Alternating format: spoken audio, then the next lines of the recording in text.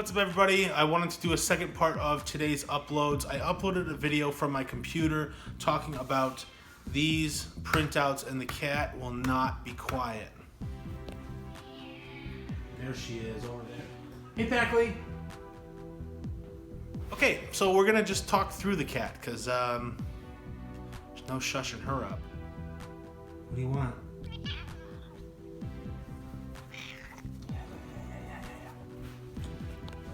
So what I wanted to do is I wanted to show you my process on the computer and then kind of show you some of the process off the computer with what I'm going to be doing next. So other than taking the covers out, obviously I have to put them back in, but what I'm going to do is separate the covers that I made on the computer with the front and back because they're slightly different dimensions. The front and back cover are the same, but then you also have the spine as well.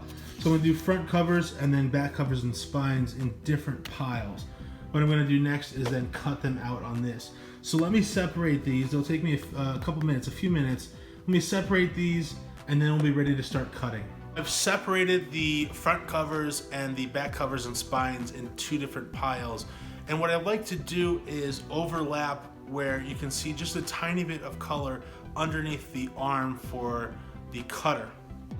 Given that there's such a gap between here and normally I would use this as a guide, what I've said before was just have a little bit of the color poking through so you can see that. Well, I'm not doing you justice, but you can see that coming through right there. I can tell you that you can't see it on camera, but I can see it with my eye that that's pretty good. So what I'll do is push it down and then slide the cutter across. Let me do that. Okay, so I've sliced the edge off. I don't see any color on here, which isn't the end of the world, but let's just see how good I did.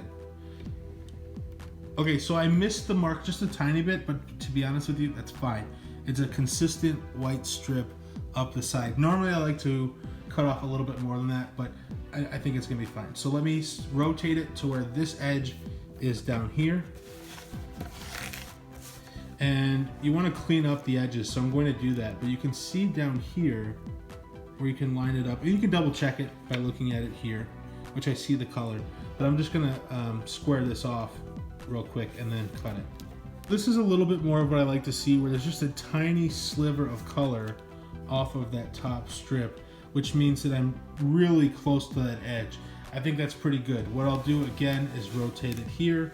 You wanna line this up with, and I overshot it obviously, but you want to line it up with this edge where that line is. I'll square it off because I can see they're all twisted, but I'll square it off and then cut this edge. It's pretty self-explanatory. Then the last step here is to cut the bottoms off, and then we have the front covers. It's been cut.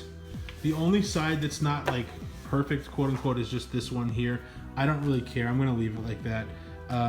And they're pretty good. It's not high gloss, and the colors are a little dull compared to the original, but we're not going for 100% perfect, and I have a feeling that if I did high gloss, the colors would pop a lot better, but I'm not gonna buy high gloss paper just to make these. The whole idea is to preserve the original and just make a good copy that can be damaged and you don't really care about. So saving money and being fairly cheap on it is the way to go.